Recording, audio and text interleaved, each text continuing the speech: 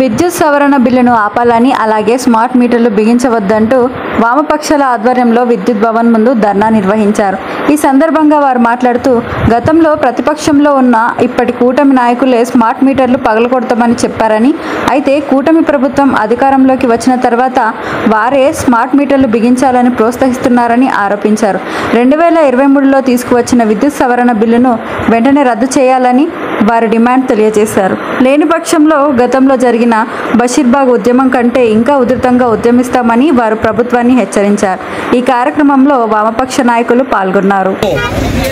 ప్రపంచ బ్యాంకు ఆదేశిత విధానాలు, విద్యుత్ సంస్కరణలు రద్దు చేయాలి, డ్రాప్ ఛార్జీలను రద్దు చేయాలి, సర్ఛార్జీలను రద్దు చేయాలి, సర్ఛార్జీలను.